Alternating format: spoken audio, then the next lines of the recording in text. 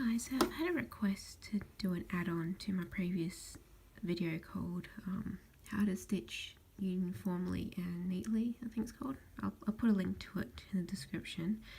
But I've been asked to show how to do that technique going down and up and all different kind of directions. So I'm just going to demonstrate how I do that. So if you want instructions on how to cross stitch so everything's neat, like here. This is a project I'm doing at the moment. Follow the link in the description. But this is how you do it in all sorts of different directions. So you can go all different directions with this technique. So this is not going to be the best video. But to the viewer who requested this, I just thought it would be easier to show rather than explain it in words. So I'm just going to start it up. Oops. It's also a bit difficult to do this with the camera in front of me. I usually work in a much more comfortable setting. So I'm just going to start off here. Now I'm not really following a pattern with this project. I've stopped following patterns quite a while ago. I also work with a lot of long string, so I'm going to have some tangles once in a while. So I've got a bit of a freedom to show how this is done. So just like with my previous video, just doing it sideways. I tend to do things sideways more than up or down because that's just a habit I have. But say I want to head downwards. Let's see, just so this isn't such a long video.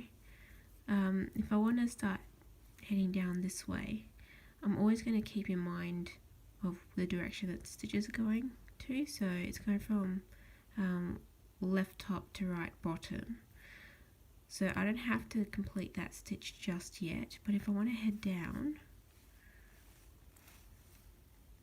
I can cross that one here to head down.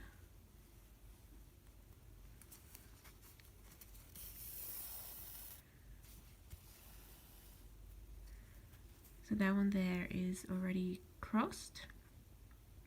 I don't worry about this because I'm going to do more stitches there anyway. That one is not crossed yet. But say if I want to continue going down and then get back to that one, I'll just start doing my stitches downwards. I can go all sorts of different directions as well. The trick to this technique is you have a bit of flexibility if you veer off to a different direction. Say I've gone up here and I want to fix that bit. You can't go from up here back to here because then the stitch will go there. So you'll always have to backtrack that way, if that makes sense. But say, now I made this little error. I came up here when I wasn't supposed to, but I still need this stitch to be this colour. You basically have to remember where you've done your stitches. I'm going to do that one. Now if I want, I can cross that one, and I'm going to show you this little trick. So I've come here, I can cross that one, and if I want to complete this one for whatever reason right now, I can. Now you might be thinking, well, if I complete this one, my stitch will be on this side, and how am I going to get to those? So I'll just show you something real quick. Because we're hiding the stitches or the lines under the stitches, we can continue doing that. Always use enough thread to cover the whole cloth anyway. Just going to push that in, make that neat. So I'm going to cross there.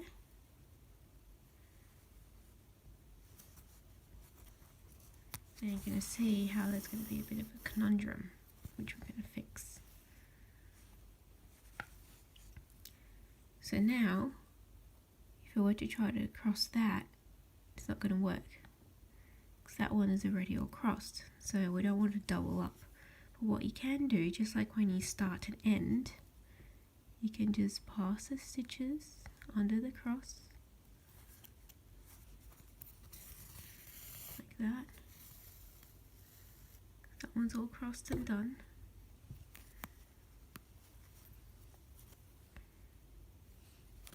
And lo and behold, I'm on this side again. So now, if I want to finish these ones off,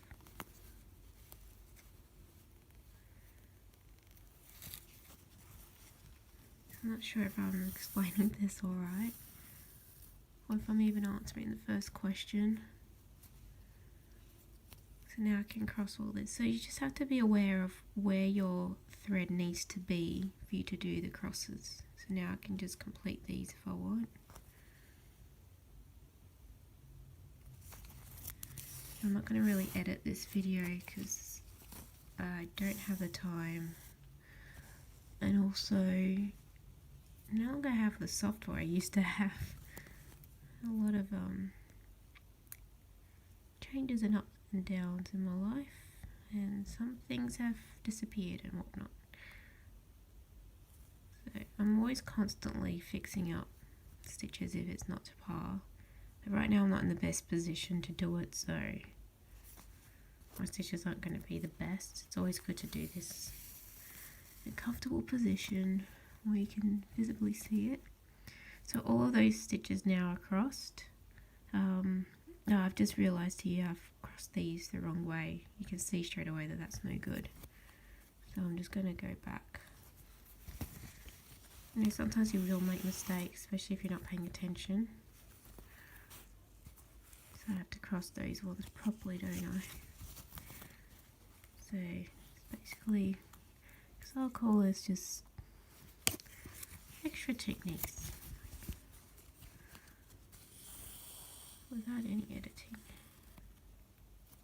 So I need to fix that cross as well.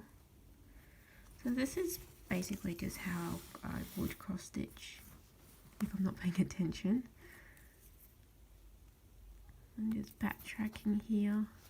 Another thing you can do is just remove the needle and just pull out the thread. But this is like my lazy approach. So to do this one, I want the stitches to go the right way. So I'm going to bring it, the needle under.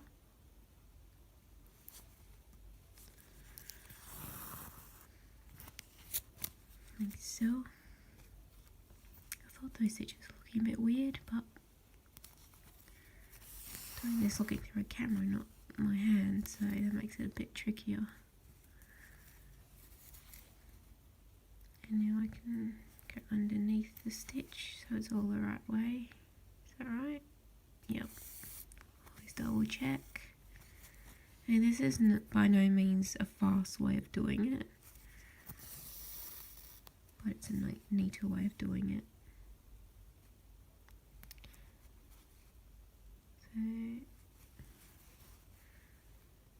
So if I want to continue going down, now I'm going to just now stitch in all different directions so you can just see how I do it. So now I'm going to go here,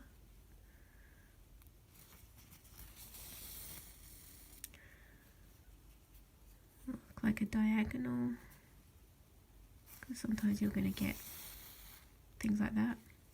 This is going to complicate my life a little bit because I could have just done this whole block going across all the time. For demonstration purposes, let's just do different directions. So you can do diagonally like that. And again, just see, I need if I'm going to top left, bottom, right. So we're going to go underneath.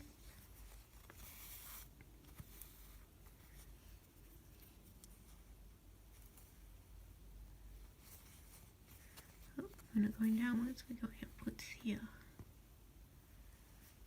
Just pay attention. Just cross is going to be on that square, so I've got to make sure. Now I can just cross through normally. My cloth is a bit weird there. I've got to make a hole.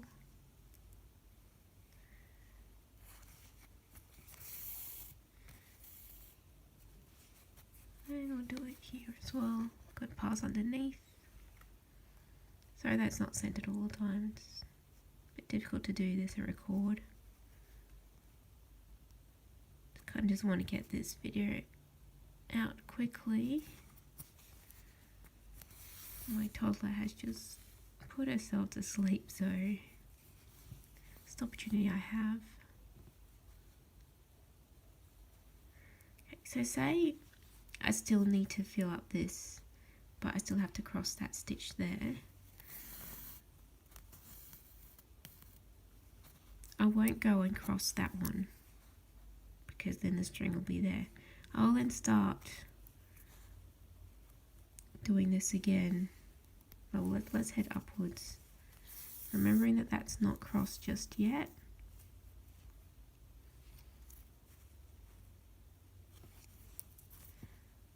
And I'll come up here. That way I can also hold onto that string, embroidery floss, tack it in. So you can go all different directions with this. All you have to do is, the main thing is just to be aware of where your string is gonna end up, what direction your stitches are going. So now we're gonna just cross them. And like while I'm here, so I'll cross that one. And instead of going downwards to cross these, I'm now gonna continue some here. Yes, so just be attentive, aware. You're going what's been crossed, what hasn't been crossed. And if you can do that, then you can go all different directions and do all sorts of things. And then if you do get stuck, you can always go underneath the other stitches. And let's say I want to, okay, let's make a tricky bit. So I've got that. I'm gonna do this one, but then I want a stitch there, but I don't want one there. So, but all of these haven't been crossed yet up here.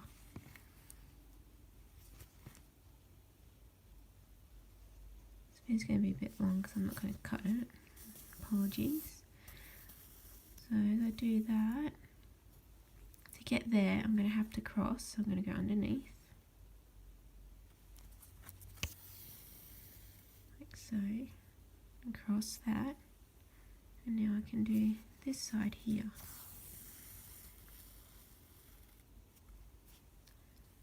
So that one's crossed, these, oh, that one's crossed. These ones are not. So to get here I had to cross that. Now I can continue here. Just do these stitches. It's good to sometimes watch uncut videos as well, because then you can see the techniques people have in real time. Because the thing is with editing videos, you can always cut out all your mistakes. So the mistake I did before by crossing it the wrong way, if I were editing this video, I'd just remove that bit. I'd just do it again. But this way you can see that people do mistakes. I'm going to cross that one as well. That's all I'm here.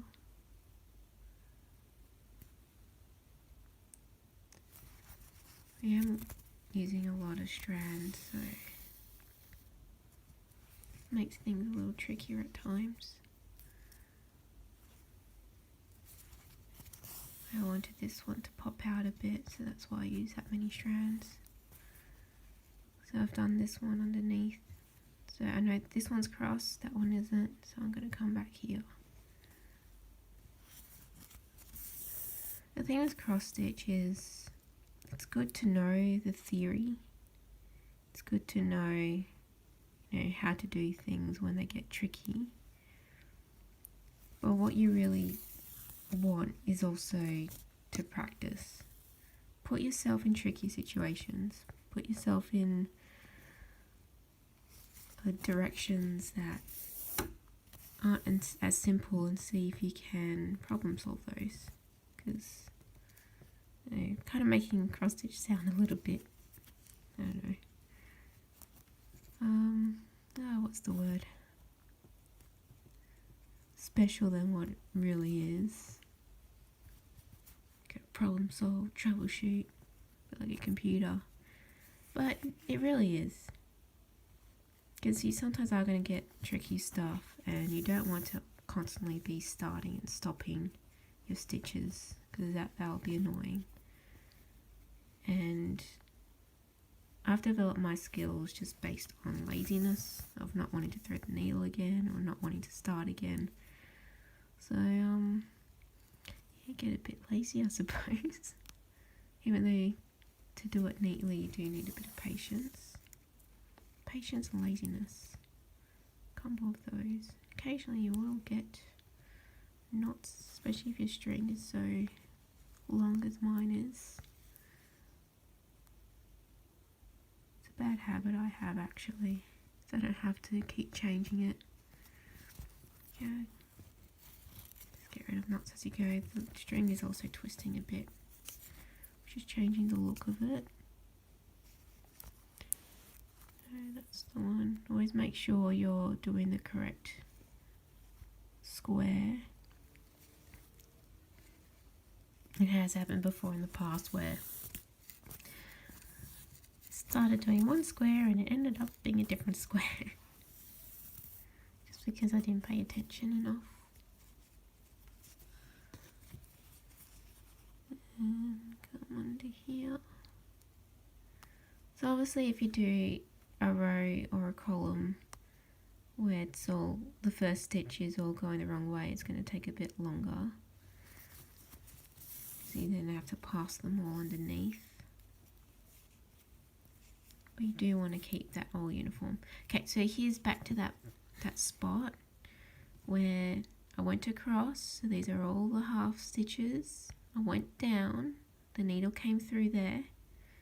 So I've created the whole stitch, so I need to come here. I went all the way down, did that one there as well, come all the way up, and now I'm back here. Well, I can just skip this square, so I'm finishing this one off here anyway, and bring it up to this square.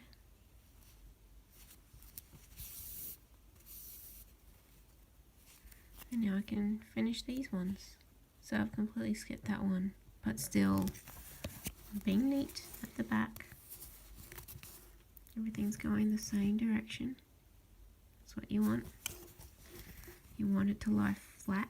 You don't want it to be too bulky at the back. And I'm just going to finish these off.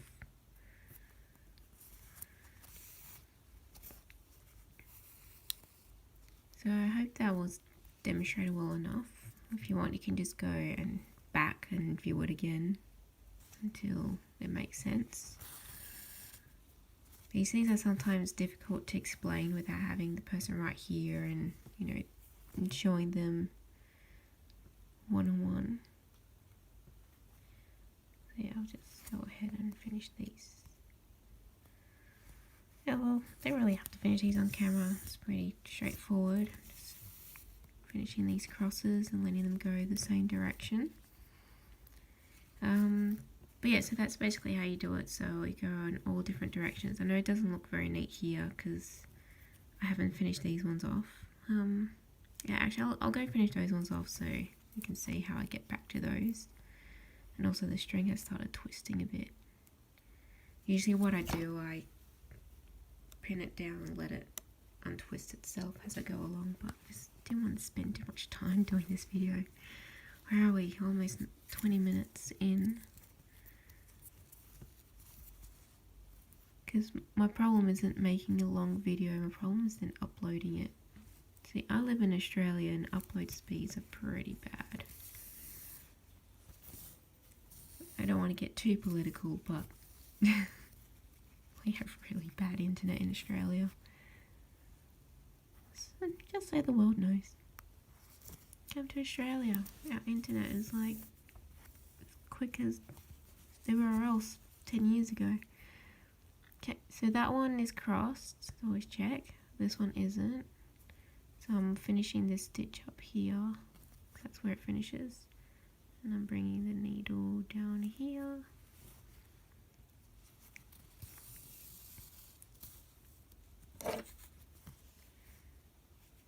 And the stitch has to go this way. So yep, I can now come here. So I've crossed everything else in the meantime. And when you first start going in all sorts of different directions, I'd probably set yourself for only a few stitches where you go different directions, because you can lose track very easily. And especially like when I do it, I will go in diagonals and then start I'll then go up here and then I'll end up down there, and then I'll have like, for example, this one here, there's a lot of half stitches there. They're going to be full stitches, but you know, I'm going to come back to it. And there's one full stitch there. So I'm used to just leaving things half done and then getting back to it. And it's easy for me to detect when a stitch needs to be crossed, whereas a beginner might not see that, especially amongst all of that, and especially if you're using a lot of strands. But I'm going to come here and finish this bit off, you know, just for a nice conclusion. And I've got one stitch there that needs to be done.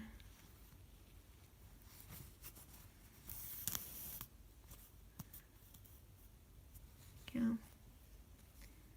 And then that one there. And the cloth doesn't have proper holes. I've got to kind of make up one.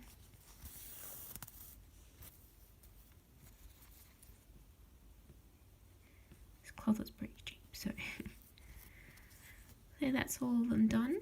I'll go in the same direction. This one here is the string got a bit twisted, so I have to kind of fluff it up a bit to look the same as the rest. Now, just as an addition, although I was ending this video, but you know, I've been getting a lot of questions since the first video, the cross stitching video. So if I have my string here, and for example, for any reason I want to go back there, even if this is a different colour, I'll say that this row is different colour, because with cross stitching you do want to fill out the entire square. Like, you don't want to see full crosses, you want to see it all filled out. And that's the way I cross stitch anyway. That's why in this one I'm using so many strands, because the square itself is quite big. You can always go underneath the stitches like you do when you start it and you end it. The string will be covered. I'll just pull that through. It's getting a little twisty again. And then you can continue on onto that side. Well, I can hear my toddler calling, so I hope that helps. If you have any other questions, feel free to answer me. I'll get to it as soon as I can, even with my busy schedule. And hopefully I can then either verbally explain it to you or demonstrate it like in a video like this. But I hope this has answered a few questions that are out there. If not, or if you want me to verbally explain a bit in this, just let me know. Until whenever. Bye.